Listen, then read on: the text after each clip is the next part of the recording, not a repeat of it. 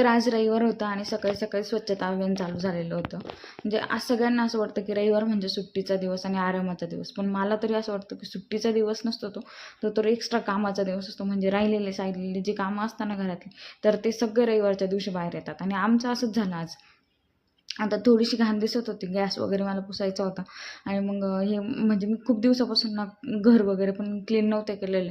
तर मग यांनी पुढचं घर आवरून घेतलं, तोपर्यंत मी मागच्या घरात क्लिनिंग करत होते. मग म्हटलं आता क्लिनिंग केलीच एवढी चांगली, तर घरं पण पुसून घेते. आणि तेवढ्यात ना पिल्लूने मला बघितलं आणि ती लागली रडायला. आता तिचं काय झालेलं आहे, ती पालती पडायला लागली ना, तर मग तिला पुढं सरकताना आलं ना, तर ती त्याच्यावरून खूप जास्त रडते. मग तिच्यासमोर माणूस वगैरे कोणी बसलेलं असलं ना, तर मग ती व्यवस्थित खेळती आणि रडत पण नाही. मग तिला दिसेल असं मी ठेवलं तिला आणि घरं पुसून घेतले. त्यानंतर घर क्लीन झाल्यानंतर असं मन शांत आणि प्रसन्न होतं. मग आणि घर पण मला ना असं मोठं मोठं दिसत होतं.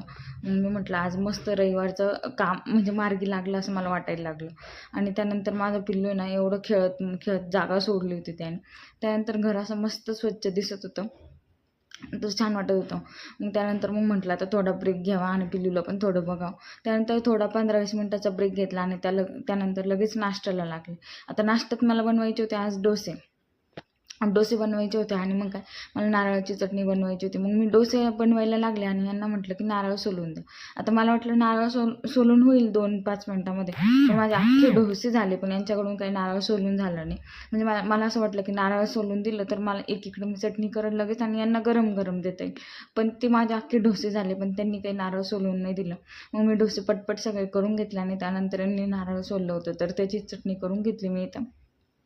आता आज ना एक असा किस्सा झाला की नारळाच्या चटणीला जो आपण तडका देतो ना, तर त्याला आहे ना थोडीशी आग लागली. आणि हे मला म्हटलं की तू एवढे मोठे स्टंट नको करत जो बाई, आता आपल्या घरात लहान पोरगी. पण मला तरी असं वाटतं की हा जोपर्यंत तडका दिल्यावरती थोडीशी आग लागत नाही ना, तोपर्यंत चटणीला असा चांगला तडका बसत नाही.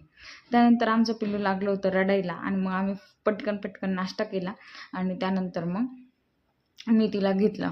त्यानंतर मग हे ना, आता व्हिडिओसाठी म्हणत नाही बरं फक्त की चांगलं झालं म्हणून, खरंच खूप छान झालेलं होतं आणि मग मला पण खूप आवडलं. त्यानंतर मग मी पिल्लूला अंघोळ घालायला घेतली आणि मग काय मला बाकीचे कामं आवरायचे होते, जेवण वगैरे बनवायचं होतं. आज डाळबट्टी बनवायची होती, मग मला त्याचीच तयारी करायची होती. तर मग मी अंघोळ घालून तिला झोक्यात टाकून यांना सांगितलं झोका द्यायला. तर चला, या डाळबट्टीचा मी लॉंग व्हिडिओ पोस्ट करणार आहे, तर चॅनलला नक्की सबस्क्राईब करा.